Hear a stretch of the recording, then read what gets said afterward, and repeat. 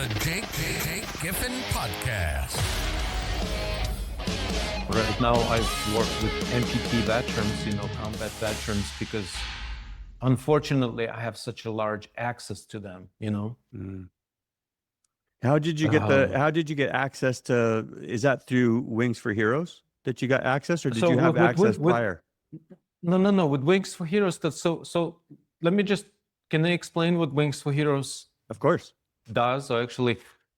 So the idea was that, my hobby is I fly paragliders.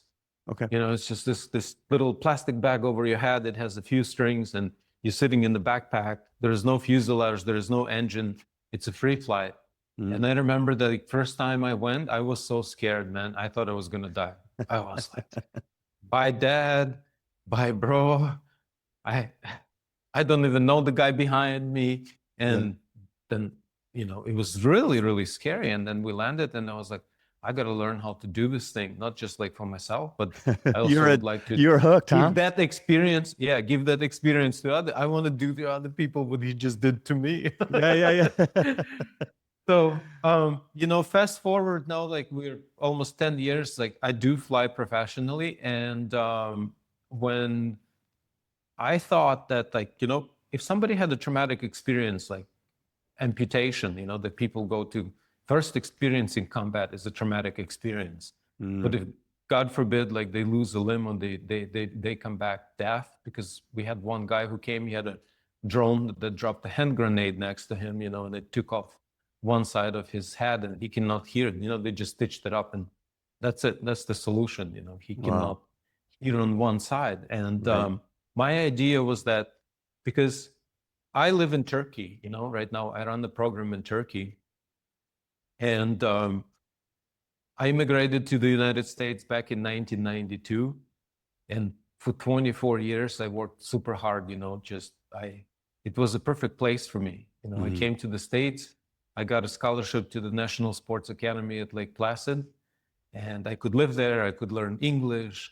They fed me, and I could ski. They said, "Here's a pair of skis. All the free time, you just go. If there are lights on, you can go. You can." Oh, that's ski. nice. That's it was like, yes. Yeah, it's a great experience. And then I get into NYU. I'm in school in New York City.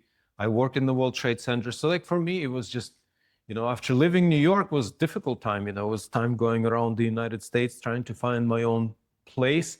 I went to Colorado, and then I got hired in California, but we worked on New York Times schedule. So you wake up super early and the day is over. And it's like, it's like 1 o'clock and you're done working. And everybody's so chill in New York. It's like you always hustle, and there everybody's like surfing.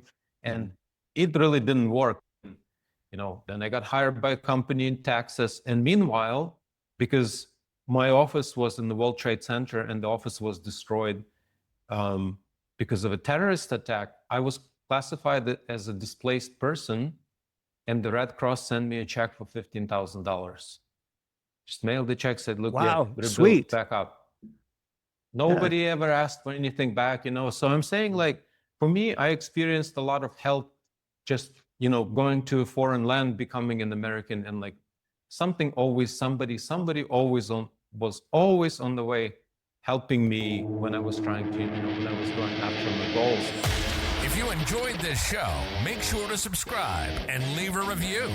For more information about Jake, log on to jakegiffin.com and find him on all social media platforms.